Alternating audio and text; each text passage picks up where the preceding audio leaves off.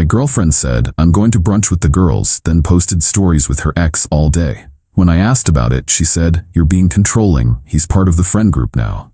I didn't argue. That night, I packed my bags and left. Now I, 28 male, have been with Jessica, 26, for 3 years. We moved in together 18 months ago, split everything 50-50 on a 2-bedroom in downtown. I thought we were solid. 2 weeks ago, Saturday morning, Jessica's getting ready, doing that thing where she tries on 3 outfits but ends up wearing the first one. Says she's meeting the girls for bottomless mimosas. Cool. I had plans to catch up on work anyway. Noon rolls around. I'm on the couch, laptop open, when her Instagram story pops up. There's Jessica, laughing at some rooftop bar. But it's not just the girls, there's Richard. Her ex, the one she dated for 4 years. The one who broke her heart when he moved to Seattle for work. The one who apparently moved back 3 months ago, but she forgot to mention it. The stories kept coming. Group shots, but also just them. Sharing food. Him fixing her necklace. That specific kind of touching that's technically innocent, but absolutely isn't. I screenshot everything. Not because I'm crazy, because I've learned to document things. She gets home around 4 p.m. tipsy and glowing. I'm still on the couch. How was brunch with the girls? Amazing. Becca ordered like 3 desserts. Cool. Who else was there? She lists names, doesn't mention Richard. Anyone else? Nope. Just us girls. Why? I show her the screenshots. Her face does this thing. Surprise, then annoyance, then that practiced look of righteous indignation. Were you stalking my stories? They're public, Jessica. Richard is part of our friend group now. The girls invited him. I didn't think it was a big deal.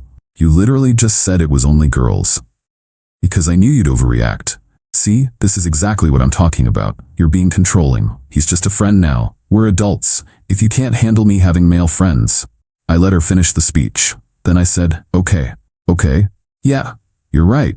I'm being controlling. She looked confused but pleased. Kissed me on the forehead. I'm glad you see that. I'm going to shower. While she showered, I did 3 things. Checked our lease. It was the original lease from before she moved in, now month to month. My name was the only one on it. We'd always meant to add her, but life got in the way. It was a loose end I was suddenly very grateful for. Texted my buddy Joseph, who owns a storage unit business. Started packing. Not dramatically, methodically. My important documents first, then electronics, then clothes. Everything I could fit in my car without it being obvious. Jessica came out towel drying her hair. Didn't notice the half-empty closet. Didn't notice my missing laptop setup. Just asked what I wanted for dinner. Whatever you want, I said. I'm easy. We ordered Thai. Watched Netflix. She fell asleep on my shoulder like nothing had happened. I stayed up thinking about the 3 years, the plans we'd made, the ring I'd started saving for. At 3 a.m., I got up. Packed the rest. Left a note. You're right. I am controlling. So, I'm removing myself from the equation. Rent's paid through the end of the month. Your stuff is safe. Please be out by the 30th. I drove to Joseph's place. He'd cleared out his spare room months ago after his divorce. Funny how things work out. My phone started blowing up around 7 a.m. What the fuck, David? You can't just leave. Where are you? This is so immature. We need to talk about this like adults. I didn't respond. Changed my relationship status to single. That's when things got interesting. Within an hour, I had messages from mutual friends. Jessica was spinning it hard. According to her, I'd had a paranoid episode and abandoned her because she had male friends. She was the victim of my toxic masculinity. I still didn't respond, but I did post the screenshots. All of them. With one caption. For clarity.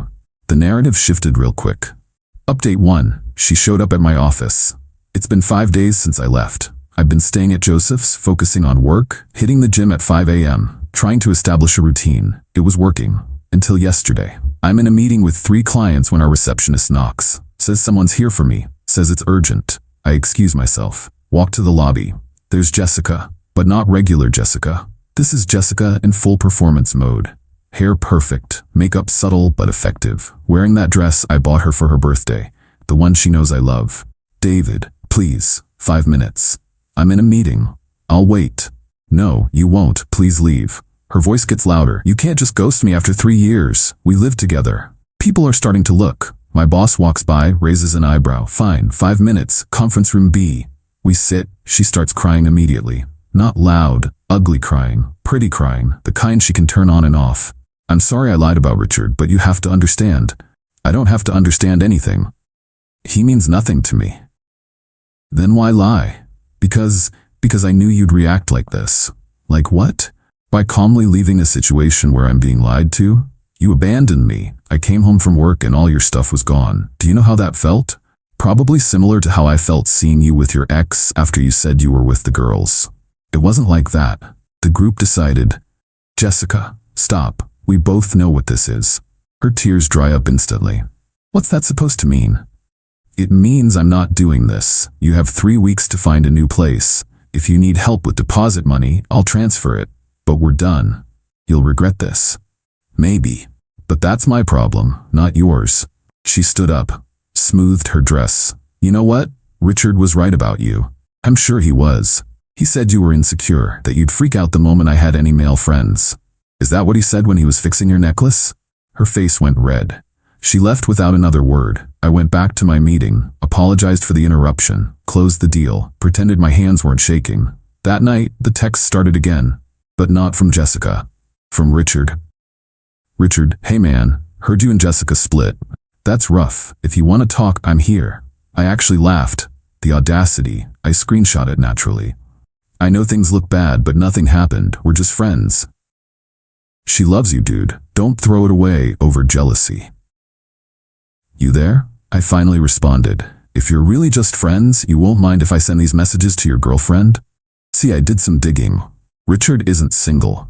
He's been dating some girl named Barbara for 8 months. Her Instagram is full of them cute couples stuff. No mention of him hanging out with his ex. Richard. What girlfriend? Me. Barbara? Tall brunette? Yoga instructor? Ring any bells? Read receipts on. No response. 20 minutes later, Jessica calls 15 times in a row. I let it go to voicemail. The one she leaves is enlightening. You fucking asshole. You had no right to contact Richard. You're ruining his life over nothing. We were just friends, but clearly you're too pathetic and insecure to understand that men and women can be platonic. I feel sorry for whatever girl ends up with you next. She'll have to deal with your trust issues and paranoia. I'm done trying to save us. Stay away from me and my friends. Her friends, including the ex she was just friends with, who apparently has a girlfriend he forgot to mention. I forwarded the voicemail to my lawyer buddy, just in case.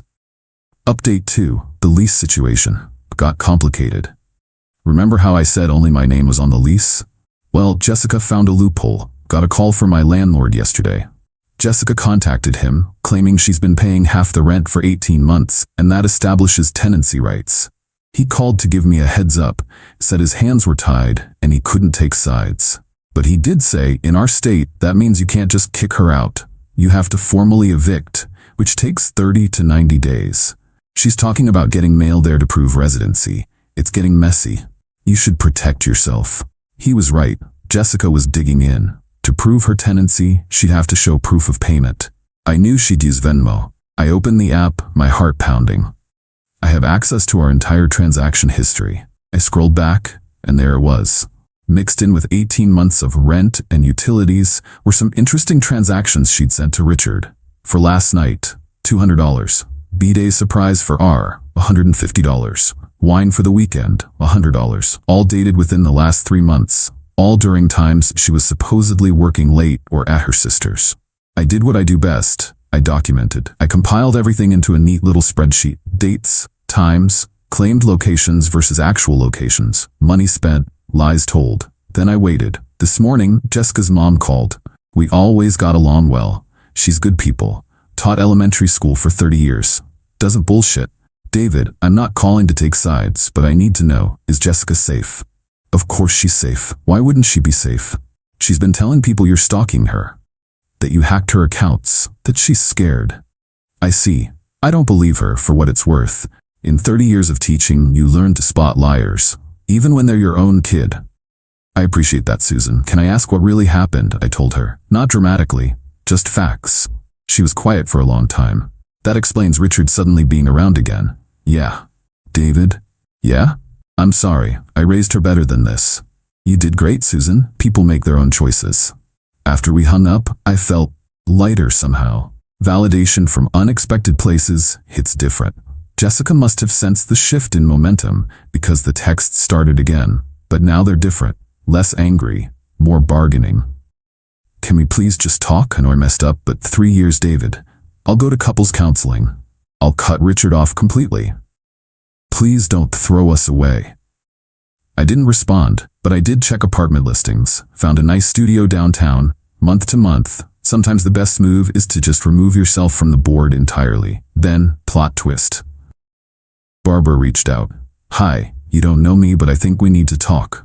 Hey, yeah, I think we do. Can you meet tomorrow? Coffee? Sure. When and where? We're meeting in 6 hours. Should be interesting. Update 3. The coffee meeting changed everything. Met Barbara this morning at a Starbucks downtown. Recognized her immediately. She looks exhausted. The kind of tired that comes from finding out your whole relationship is a lie. She's already at a corner table when I arrive. 2 coffees in front of her. I got you a black coffee. Richard mentioned you don't do sugar. Richard talks about me? She laughs. It's bitter. Oh, he talks about you a lot. The insecure ex who can't handle Jessica having male friends. The controlling guy who made her miserable. The reason she needed a shoulder to cry on. Sounds about right? Yeah, except she pulls out her phone. I did some digging after you messaged him. She shows me texts, dozens of them. Between Richard and Jessica, going back months, I had his Apple ID for Find My iPhone, forgot I could see his messages on my iPad. The texts are damning. Richard, last night was incredible. David is working late Thursday. I miss how we used to be. Soon baby, and worse, way worse. Plans, promises, photos I really didn't need to see. How long, I ask. 4 months at least, maybe longer. He got a new phone in July, so that's as far back as I can see. We sit in silence for a minute. 2 strangers bonded by shitty partners. What are you gonna do? I ask. Already done. Kicked him out last night, changed the locks, his shit's in storage. The code is his mom's birthday. He'll figure it out. Clean. What about you? Working on getting her out. It's complicated. She nods, then slides a flash drive across the table. Everything's on there. Screenshots of the texts, the dates, the times. My lawyer said it's all solid if you need it. Why? Because fuck them, but also, she looks tired again. Richard has been telling everyone you're some psycho ex who's stalking them. Jessica's backing him up. They're building a narrative. You need ammunition. Thanks, really. Don't thank me yet, there's more. She shows me Jessica's Instagram. A post from an hour ago. It's a statement, a long one, about surviving emotional abuse, about controlling partners, about finding the strength to leave. The comments are flooded with support. Hundreds of them. But here's the kicker. She hasn't left. She's still in my apartment, playing victim while squatting in my space. She's trying to get ahead of the story, Barbara says. Richard taught her that. Control the narrative first. Truth doesn't matter. Jesus, yeah. Oh, and David? That conference in Denver, she wasn't there. Neither was Richard. They went to Cabo. I have receipts. Literally. Richard saved them for his expense reports. We talked for another hour. Compared notes, built a timeline. It's worse than I thought. The gaslighting, the triangulation, the way they played us against each other. When we finally leave, Barbara hugs me. We're gonna be okay, she says. Might take a while, but we'll be okay. I drive back to Joseph's feeling vindicated, angry, empty, all of the above, but I also have a plan now, a real one.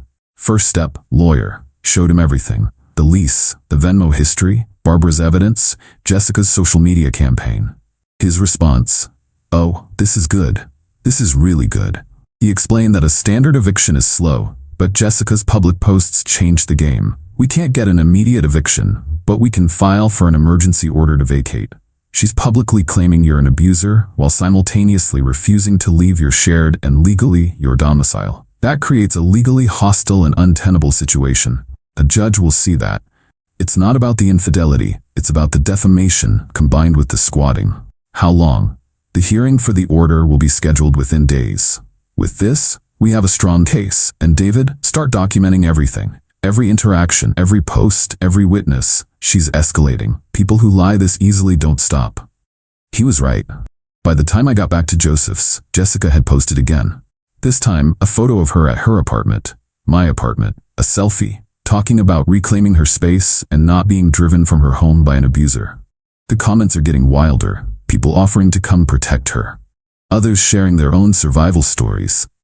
Then I noticed something. A small detail, but everything is in the details. In the background of her selfie, on the counter.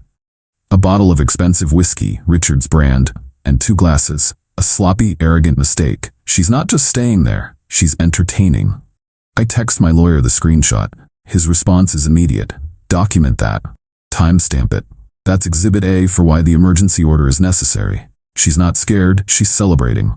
So here I am. It's 2 a.m. I'm in Joseph's spare room typing this out because I can't sleep, and I need to tell someone, anyone, how insane this has gotten. 3 weeks ago, I thought I was going to marry this woman. Now I'm building a legal case against her while she turns me into social media's villain of the week. But you know what the worst part is?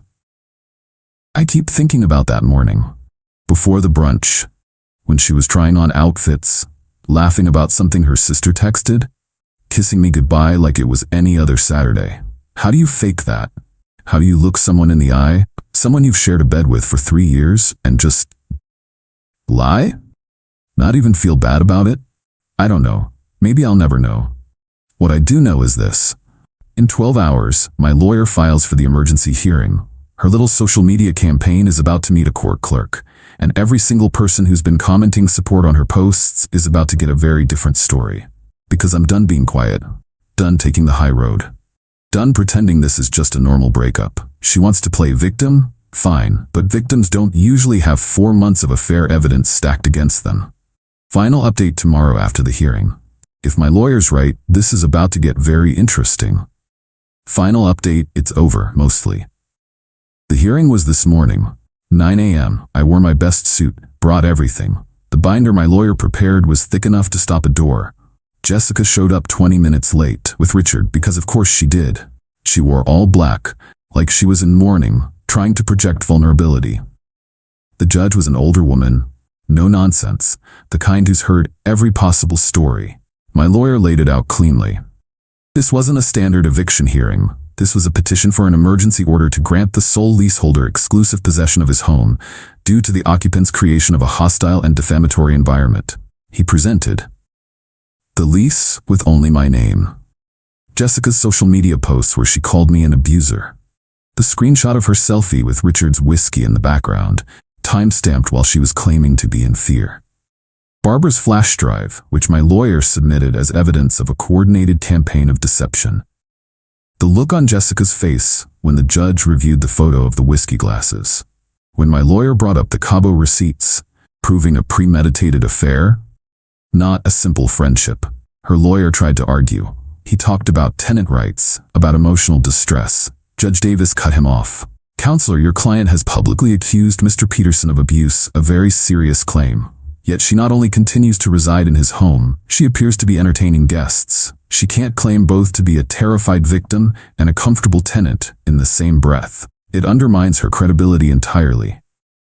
Jessica's lawyer asked for a recess. They huddled in the corner. Jessica kept shooting looks at me, not angry anymore, panicked. When they came back, her lawyer stated they would agree to vacate the premises within 48 hours if I would drop any future defamation claims.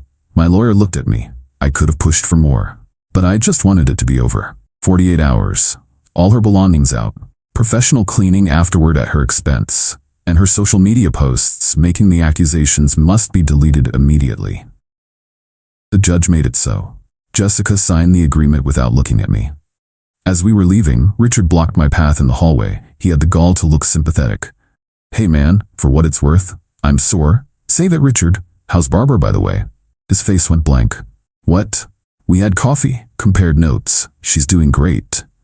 Change the locks, I hear. Put your stuff in storage. The code is your mom's birthday in case she forgot to tell you. He went pale. He started to say something, but his phone buzzed. He glanced at it, a look of pure dread on his face. It buzzed again. Jessica grabbed his arm. We need to go. They left together. The ex who meant nothing. The guy who was just part of the friend group. My lawyer clapped me on the back. Clean win. How do you feel?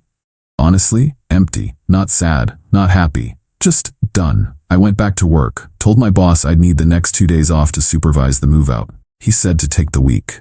Good companies remember who shows up even when their life's imploding. That was 6 hours ago. Since then, Jessica's Instagram posts about me have been deleted. Then her whole account went private. Richard blocked me on everything. Barbara texted, heard from a friend the posts are down. Good for you. Joseph ordered pizza and beer, well, pizza and soda for me. My mom called. She'd seen the original post through a cousin, was worried. I told her the truth. She just said, I never liked her anyway. The apartment will be mine again in 48 hours. I'll deep clean it, maybe repaint, definitely getting a new bed. But right now, I'm sitting on Joseph's back porch. It's quiet, I can hear the city in the distance. And for the first time in 3 weeks, I'm not angry. I'm not checking my phone. I'm not documenting anything. I'm just here. Jessica was right about one thing. Love does make people crazy. It makes them trust when they shouldn't, forgive when they shouldn't, stay when they should leave. But it also shows you who people really are. And sometimes the person you loved never existed at all. They were just better at pretending than you were at seeing. To everyone who messaged asking for updates, this is it. Story's over. Well, mostly. Still got to get through the move out. Still might have some fallout. But the war, that's done. I won. I think. If you can call this winning. Maybe in a few months, I'll feel victorious. Right now I just feel tired, but also a little bit free.